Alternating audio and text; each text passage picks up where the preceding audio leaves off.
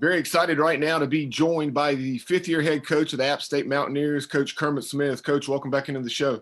It's excited to be back, especially with the the climate we've had for about the last year. So it's good to be talking about our baseball season starting again.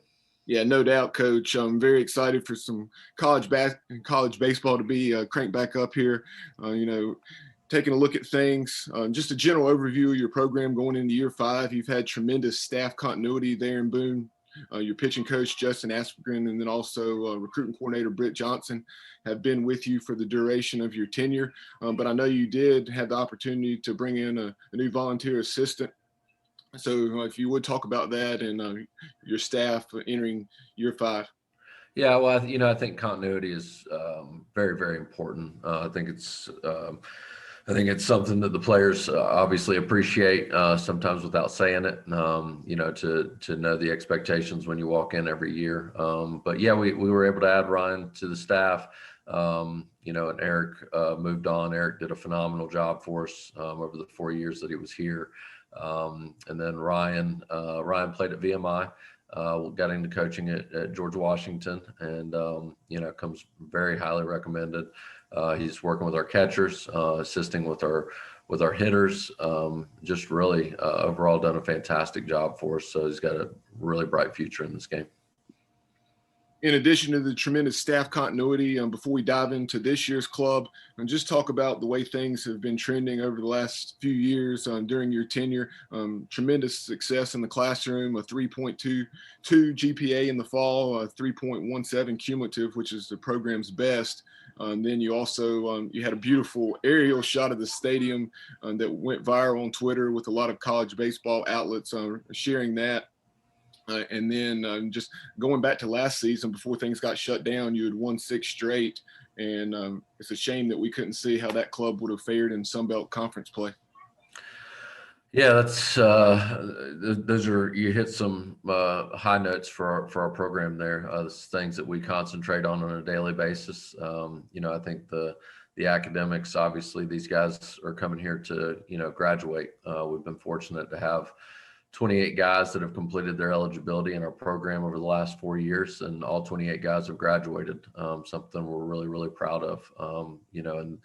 I think the GPA is just it's a byproduct of continuing to emphasize the importance of why they're here. Striving to be your best in everything that you do, specifically academics, athletics, and who you are as a person. Facilities. We're striving every day to make our facility the best we're capable of making it. And, I think when you start putting all those things together, you get what you kind of talked about at the back end there, which is, how we were playing last year, which I thought we were on the way to having a really good year. So those are areas that are really passionate to us, who we are in the classroom, who we are as people.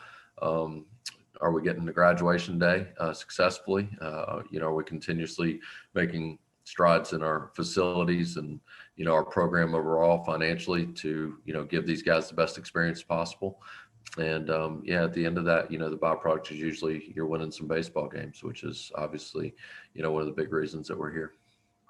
You talk about being a good person, Coach, and developing the whole person. I want to say that you guys set a program record and maybe even some type of national record, at least for that particular year, in terms of community service.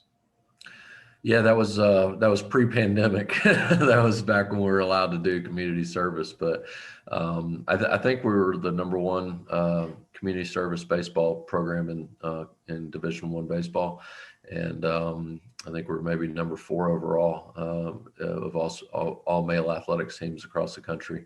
And I think that was back in 18, if I'm not mistaken. So obviously since last March 11th, there hadn't been a whole lot of community service opportunities where we're going to get out and, risk anything on either side of it. Taking a look at your ball club, you have 29 players returning, and with some of the dynamics in play, just with everything with the COVID-19 pandemic and eligibility rule changes and guys getting a year back, a lot of really old baseball teams around the country. So just talk about how that impacted your ball club and having so many guys returning.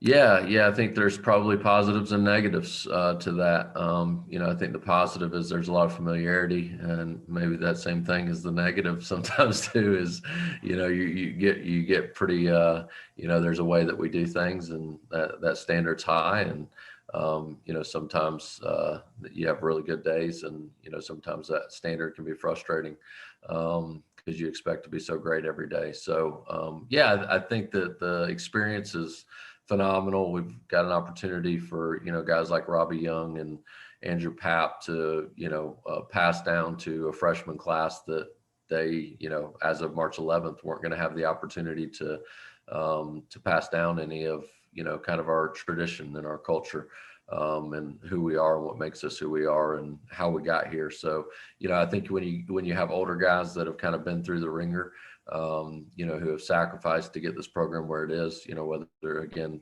the academics, the facilities, the wins and losses, and, where our program is today as opposed to where it was, 4.5 years ago.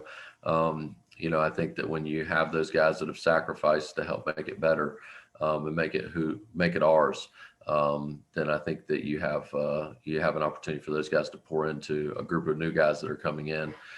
And, I think anytime you can have a history lesson, if you will, or anytime that you can have an idea of the sacrifices that were made prior to you being there, I think it gives you an opportunity to be connected to different groups. And, again, pre-pandemic, that's something that we've always tried to hammer home within our program is, bringing back the championship teams and the championship people that have been in this program over the years and have made it what they are, 1973, 1984, 1986, 2012, those really good teams that we've had here in the past, trying to get them connected into who we are. So I think anytime you're transcending those years and providing that leadership from people that have done it prior to you being here, gives a little different meaning and purpose to you wearing that uniform. So I know that's a long answer to probably a very simple question, but it's been great. We talk a lot about caring for our players and family, and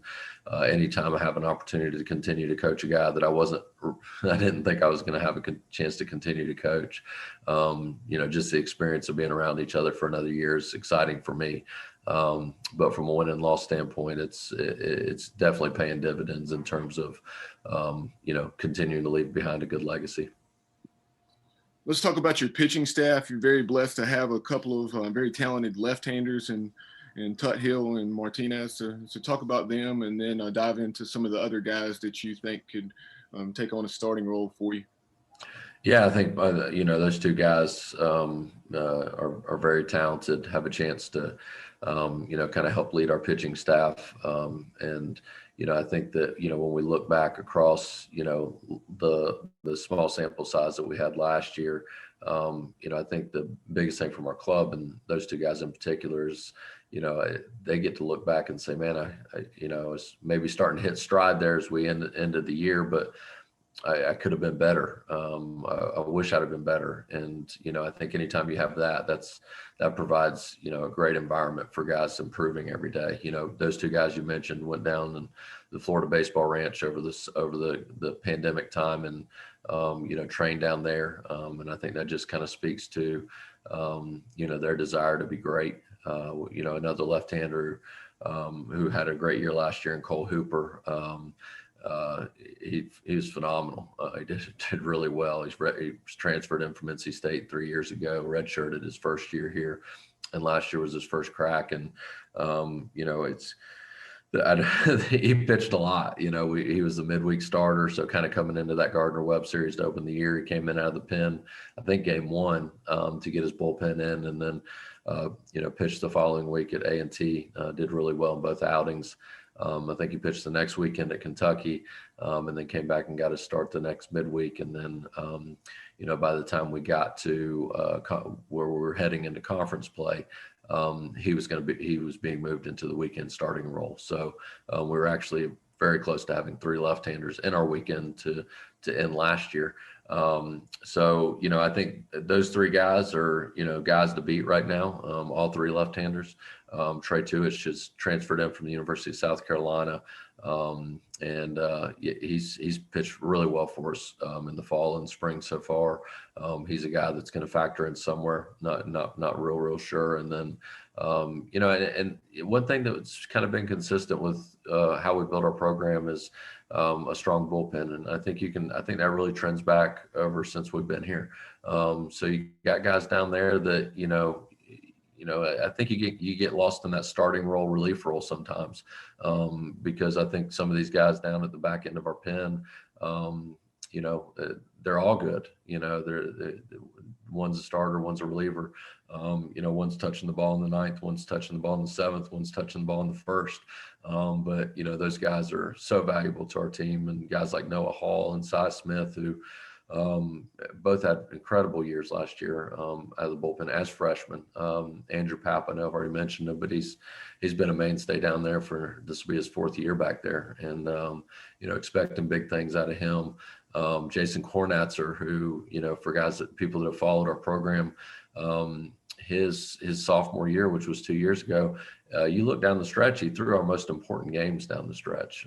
He was pitching really well. All of a sudden we give him a start at Western, and the rest he moves into the weekend, pitches at Coastal to help us get into the conference tournament, and then pitches game one of the conference tournament. So he was a guy that was as good as anybody we had 2 years ago. So he's kind of dealt with some adversity over the last year, and he's hopefully going to come out of it on the strong side, but he's got a guy that could factor in either way. And I'm saying these guys as bullpen guys, but they could really factor into the starting role as well. So those guys, for me, we've got a new guy, Eli Ellington's been throwing the ball extremely well, a left-hander from Charlotte, transferred in from junior college in Florida, Gulf Coast. And we got Dry Henry. He's a new guy that's come in and thrown the ball really well. So I'm just really excited about our pitching staff. I could go, there's probably about 3 or 4 more names I could go on, and guys that could not factor in. But it's like you made the point. It kind of starts with those 2 left-handers, and as we go throughout that, just really excited to see how these roles come out, and how we build this pitching staff. Shifting over and talking about your ball club positionally, looking up and down the roster, so many familiar names, guys like Luke Drumheller, Kendall McGowan, Andrew Greckle. I know Greckle and Drumheller in particular, and they were really off to excellent starts through the first 17 games of last season. So touch on them, and give us a Cliff Notes version, go around the horn and tell us what we can expect. Yeah, well, Greckle's he's kind of a Swiss Army knife. He can play third. He can play any outfield position. He could probably play any infield position. So he's, I would say he's probably our third baseman right now, with the ability to flex to the outfield if we wanted to make a lefty righty matchup or something like that, and he provides a left-handed bat where maybe some depth guys at third base can provide another left-handed bat, and we can shift Andrew into the outfield. So, he's done a really good job there, really committed himself to being a great defensive third baseman, and he's phenomenal right now. So Bailey Welch, guy's been in the lineup for 4 years, probably going to end up being our opening day shortstop. Then you got Drumheller second, Robbie Young's, 5th-year senior at first base. I've already kind of spoken on his leadership ability, and great defensive first baseman. I think that's such an underrated position to be great defensively. Behind the plate, we've had, Hayden Cross has kind of been in and out last few years, or last couple of years, and Jack Lipson kind of came on the scene last year and had a really good offensive year and does a great job leading our pitching staff. One more guy that might factor in back there is JD Yacobinas. He's a converted infielder out of high school, and this is his 2nd year in our program. He's doing a good job too. So, I think anything like more depth that you have behind the plate, the better off you are. In the outfield, you mentioned McGowan. He's usually been penciled in left field. Alex Lashak in center is just, as good a defensive center fielder as we'll play against or see the entire season. right field, kind of a battle right now, Andrew Terrell and Philip Cole. Philip's kind of been in and out last few years. Anybody followed our program down that stretch, that little 6-game winning streak to end last year, Andrew Terrell was a big part of it. Came in, kind of gave us some stability, has great strike zone discipline, went out and had a great summer. And came back in here and is doing a really, really good job. Doing great defensively, really good at the plate, continuing that with the strike zone discipline, which is something we preach a lot. Dalton Williams, again, 2 years ago, he was banged up a little bit last year, but 2 years ago, he's for a period of time, he was hitting fourth as a freshman for us. And excited to see, guys like him and Terrell and, Phil Cole and, those guys that have been here for a couple of years kind of coming into their own. And I think you see, some of those guys kind of funneling in potentially in the DH conversation. We've got a freshman, Trent Lewis, who's swung the bat really well since he's been here. Left-handed hitter, first base, third base, DH, kind of in that realm, but he, really hard worker, continued to do a great job. So we're just, excited again, kind of like I said about the pitching staff, just seeing how all that kind of falls out. That's, a group of players that I think have a chance to be really successful, not only offensively, but defensively as well. Taking a look at your schedule, Coach, I know that came out on Friday, the 29th of January, and you termed it, you said the most competitive in your tenure. And, looking up and down, you have a nice mix of regional opponents. You had the likes of Wake Forest and NC State traveling up the mountain and a lot of top 25 games. So just talk about the schedule you and your staff were able to assemble. Yeah, I think, if any of these coaches you're talking to say the schedule was easy to put together this year, they're lying to you. So I think since early December 10th-ish, I think every one of my weekends, including a bye weekend throughout the year, so 5 total weekends changed in some capacity, whether that was the opponent, whether that was the structure of a tournament, whether that was, how we were playing it, where we were playing it or whatever. But so the 4 weekends pre-conference and then 1 bye weekend once we get into conference, all 5 of those weekends changed in just over a month, right at a month. So we've had to reschedule everything else. And the only thing that stayed consistent is our conference schedule, and then the Miami trip late in the year. And so it's been, not only is it challenging from who we're playing, it was almost impossible to put together. The fact that those teams that are somewhat regional were looking for games on those dates, and we could work it out through the different, testing restrictions, testing guidelines, travel restrictions, everything else. So the fact that it all came together and we're sitting here with the schedule that we have is kind of a miracle, to be honest. But we're very excited about it. I think, you speak to the, whether they're in the top 25 or they're not, those are traditional programs that are very good, and who have traditionally done what we're, aspiring to do, is to be looked at in through those same lenses, postseason play, championships. That's where we're striving to be. And talk specifically about the Sun Belt Conference and just a tremendous league. And I know you have 4 Sun Belt series there at Smith Stadium, and then when you go on the road, you travel to Coastal Carolina and also Georgia Southern, who's very rich in tradition. Yeah. The Sun Belt's a really, really quality league. I think last year they were the 6th best. We were the 6th best RPI league in the country. And you start looking at that, and the people that are finishing kind of those conferences that are finishing in the top 8 are, very, very good, very, very quality week in, week out. Friday night, Saturday night, Sunday night. It's going to be a grind. You're going to get in there and you're going to, be going against a very well coached team, very disciplined team, very talented team. So you got to strap it on every weekend. So I think that's one thing that I'm excited about, how our preseason schedule or pre-conference schedule kind of played out is there's really not an off weekend. So if we don't show up and play, we're going to figure that out pretty quick. So I feel, after those first 4 weekends, we're going to be really, really prepared to walk into Sun Belt competition. As always, Coach, we really appreciate the visit this morning, and best of luck to you and the Mountaineers in the 2021 season. And we look forward to having you back on the show down the road.